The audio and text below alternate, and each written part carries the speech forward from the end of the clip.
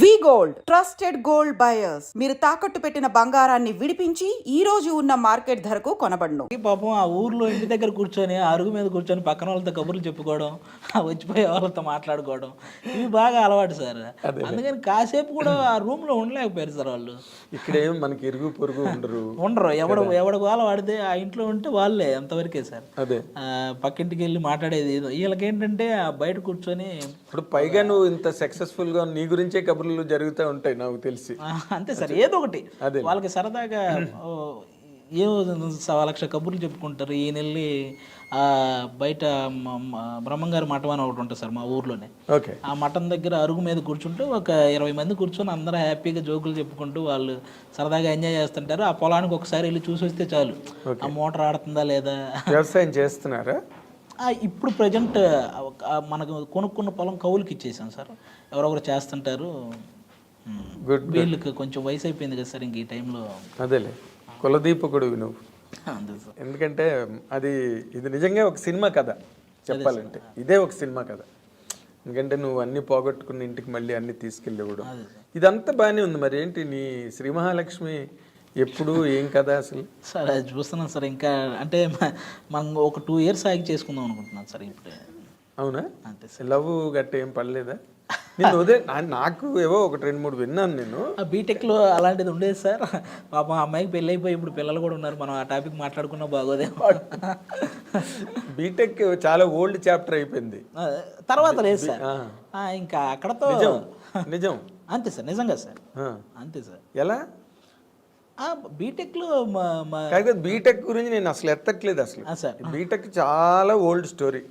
నువ్వు తర్వాత చాలా అచీవ్ చేసావు. జీవితం చాలా మలుపులు తిరిగిపోయింది.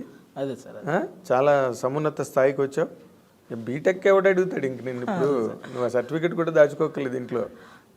ఇప్పుడు నేను ప్రజెంట్ లైఫ్ నీకు ఒక క్రేజు, ఒక గ్లామరు, ఒక డిమాండ్. మ్యాక్సిమం వాటి జోలికి వెళ్ళలేదు సార్. అందుకే కొంచెం ఈ వేలో కొంచెం సక్సెస్ అయ్యానేమో అనుకుంటున్నాను సార్. 100% అయ్యావు, కెరీర్లో అయ్యావు. మరి వాటికి కూడా దూరంగా ఉంటున్నాను, ప్రేమలు పెళ్ళిళ్ళకి అంటే. ప్రేమలకైతే దూరంగా ఉన్నాను సార్, అంతే. పెళ్ళికి కాదు. పెళ్ళికి ఇంక ఇప్పుడే కాదని అనుకున్నాను సార్. ఎందుకంటే నాకంటే సీనియర్లు ఉన్నారు మా టీవీలోనే. అదే సుధీర్ ఉన్నాడు, ప్రదీప్ ఉన్నాడు. అంటే వాళ్ళు చేసుకోకుండా నేను చేసుకుని శబ్దం చేసేవంట. అంతే సార్. శబ్దం చేసావు, ప్రమాణం చేసావు? ప్రమాణం ఏం లేదు సార్, మాకు ఒక సరదా డిస్కషన్ ఉంటుంది కదా సార్. వాళ్ళు ఎప్పుడైనా ఏరని ఇది ఎప్పుడంటే అన్న ఫస్ట్ మీరు చెప్పండి, మీరు నాకంటే పెద్దోళ్ళు, మీరు అయ్యాక నేను చేసుకుంటాను. అసలు వాళ్ళది ఎందుకు వెళ్ళట్లేదు? ఏదో సుధీర్కి ఏదో లవ్ అఫేర్ ఉందంటున్నారు. అవన్నీ టీవీ పర్పస్ సార్. అలాని కాదు సార్, వాళ్ళు కూడా వెయిటింగ్. ఊరికే నాదంతా జీరో అయినా అలా ఏం లేదు సార్. వాళ్ళకు ఒక కెమిస్ట్రీ ఖచ్చితంగా వర్కౌట్ అయినట్టే కదా సార్. 9 years చేశారంటే ఆ కెమిస్ట్రీ ఉంటుంది కదా. అవునులే. దాన్ని వాళ్ళకి ఇంకా వాళ్ళ పర్సనల్ సార్, అది ఏదున్నా వాళ్ళు తేల్చుకోవాల్సింది వాళ్ళిద్దరు. అవును సార్, అవును. అంతేనా? అవును. సో ఇప్పుడు వాళ్ళు అయిపోగానే నువ్వు లైన్లో ఉన్నానంటావు. అంతే సార్. ఇది అసలు ఏంటి కండిషను? అసలు మీ ఇంట్లో వాళ్ళు ఒప్పుకుంటున్నారా నిన్ను? ఇంకా నేను నా పనిలో ఉన్నాను కదా సార్. ఇంకా వాళ్ళు నన్ను నా అంతకు నేను చెప్పే వరకు పాపం వాళ్ళు కూడా ఏమీ అడగరు సార్. అదే లాక్ చేసేవాళ్ళని. అంతే సార్. అసలు నార్మల్గా నువ్వు ఒక మాట చెప్పు. ఈ సినిమా ఇండస్ట్రీలో సెలబ్రిటీస్ అయిన వాళ్ళ మ్యారేజెస్ 2 రకాలుగా ఉంటాయి. అదే సార్. ఒకటి మన సుధీర్ లాగా ఇండస్ట్రీలో ఉన్న వాళ్ళే కొలీగ్స్, వర్క్ షేర్ చేసుకున్న వాళ్ళు ఒకటి. రెండోది ఇక్కడ ఉన్నప్పటికీ కూడా పేరెంట్స్ చూసి ఏదో సంప్రదాయాలు, కులం, నక్షత్రం, జాతకం ఇవన్నీ ఉంటాయి కదా ఒక సైడ్. ఈ రెండిట్లో దేనికి నువ్వు మొగ్గు చూపిస్తావు? పేరెంట్స్కి సార్. ఎందుకంటే వాళ్ళకి పాపం అది బాగా నచ్చిన అంశం సార్. అది పెళ్ళి, ఒక అమ్మాయిని చూసి మా వాడికి ఇచ్చి పెళ్లి చేయాలనేది వాళ్ళు ఇంట్రెస్టింగ్గా చేసే ఒక ఎంజాయ్ చేసేది, వాళ్ళు బాగా ఎంజాయ్ చేసే పని సార్. దాన్ని వాళ్ళకి వదిలేస్తే బెటర్ అని నా ఫీలింగ్స్. అంతేనా? అంతే సార్. Great, really great. ఎందుకంటే నువ్వు ఉన్న ఈ రకమైన షో వరల్డ్లో బోల్డ్ టెంప్టేషన్స్ ఉంటాయి. నువ్వు ఎంత చెప్పినా, ఎంత కాదన్నా, ఎంత సుధీర్ ప్రదీప్ మీద తోసేసినా కంపల్సరీ అనిపించేవి అనిపిస్తూనే ఉంటాయి సార్. అది అనిపించకుండా మాత్రం ఉండవు సార్. వాటిని మనం ఎలా కంట్రోల్ చేసుకుంటున్నాం. నీకు అనిపించకుండా ఉంటే నువ్వు ఇమీడియట్గా డాక్టర్ దగ్గరికి వెళ్ళాలి. అంతే. ఖచ్చితంగా అనిపిస్తాయి సార్. మనం వాటిని ఎలా కంట్రోల్ చేసుకుంటున్నాం అన్నదే ప్రశ్న సార్ ఇక్కడ. అంతేలే. ఇప్పుడు ఎవరిని చూసి అలా అనిపిస్తుంది నీకు ఇప్పుడు? కాదు సుధీ, అది ఇప్పుడు సార్ నాకు అమ్మాయి అంటే చాలా ఇది సార్ అన్నది ఏమి లేదా? ఇంట్రెస్ట్ జరుగుతాయో జరగవు తర్వాత విషయం. అలా ఏం లేదు సార్, మనకి ఒక్కొక్కరు ఒక్కో టైంలో ఒక్కో హీరోయిన్ ఒక్కొక్కరు వచ్చినప్పుడు ఒక్కొక్కరిని మనం ఇష్టపడుతుంటాం కదా సార్, అలాగే ఇవన్నీ పాసింగ్ క్లౌడ్స్ లాగా. అదేలే రామ్ గోపాల్ వర్మ గారు మన కూడా చెప్తుంటాడు కదా నాకు శ్రీదేవి అని. స్టిల్ అప్పలరాజు సినిమా ఓపెనింగ్ లో చెప్పాడు ఆయన. అవును సార్. అసలు నేను చాలా అప్సెట్ అయిపోయిన బోని కపూర్ చేసుకోగానే. ఆయన ఎప్పుడు ఆయన అడ్మైర్ చేస్తాడు శ్రీదేవి గారిని. అదే అలాగే అందరికీ ఎవరో ఒక రక మ్యాట్ని ఐడల్ ఉంటారు కదా హీరోయిన్స్ అంటేనే, మరి అది తమాషా. కానీ నువ్వు అలాంటి పరిస్థితుల్లో ఇంకా ప్రవరాఖీళ్ళలాగా నువ్వు నన్ను ముట్టుకోకన్నట్టుగా ఉండడం నిజంగా గ్రేట్. అదే సార్, ఈ ఇండస్ట్రీలో నీ ఏజ్కి నీకున్న గేజ్కి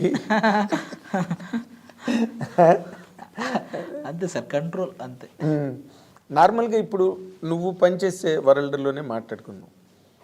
నువ్వు చాలామంది యాక్టర్స్తో పనిచేసావు. అవును సార్. అనసూయతో పనిచేసావు. అవును సార్. ఇంకెవరితో, రష్మితో చేసావు కదా. అవును సార్. వాళ్ళల్లో నువ్వు బెస్ట్ అని చెప్పాలంటే ఎవరిని చెప్పగలవు? అయ్యి బాబు, వాళ్ళిద్దరు బాబు ఇద్దరు బెస్టే సార్. స్టార్టింగ్ నుంచి జబర్దస్త్ని మోసుకుంటూ వస్తున్నారు సార్ వాళ్ళు. వాళ్ళు కూడా వన్ ఆఫ్ ద పిల్లర్ జబర్దస్త్కి. అనసూయ, రష్మి కంపల్సరీ సార్, ఇద్దరే. అవునా? ఇద్దరికి సూపర్ టాలెంట్ ఉంది సార్. బట్ అందులో కూడా గ్రేట్స్ ఉంటాయి కదా. బాలు గారు గ్రేట్, ఘంటసాల గారు గ్రేట్. బట్ ఎందుకు సార్ గొడవలు అయిపోతాయి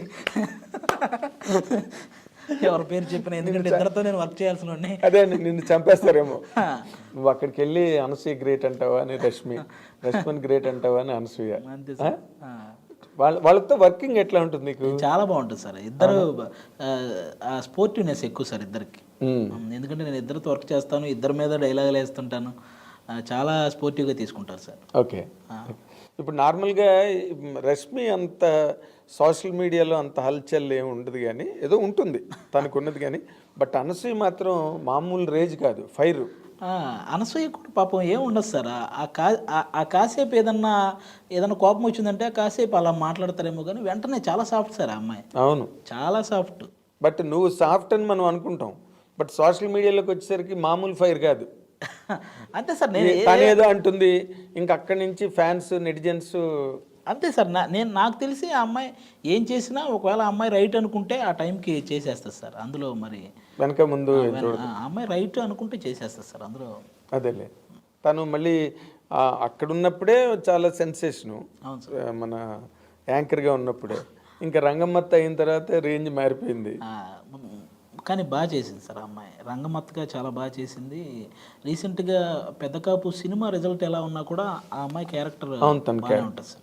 అంటే డైరెక్టర్లు కూడా ఇప్పుడు తనకి ఒక క్యారెక్టర్ అని వాళ్ళు రాసుకుంటున్నారు అదే అనసూయ కోసం. అవును సార్. ఆ స్పేస్ ఇస్తున్నారు. అవును సార్. తనకి చాలా గొప్ప విషయం. బాగా పర్ఫామ్ చేస్తుంది సార్. పర్ఫామ్ చేసినా చెప్పినా క్యారెక్టర్ సూటబిలిటీ మీద అవును సార్ త్రూ అయిపోతున్నది. అవును sir. She suits that character. ఇప్పుడు రంగమ్మత్తే దానికి ఎగ్జాంపుల్. అంతే సార్. అంత పెద్ద క్యాస్టింగ్లో రంగస్థలం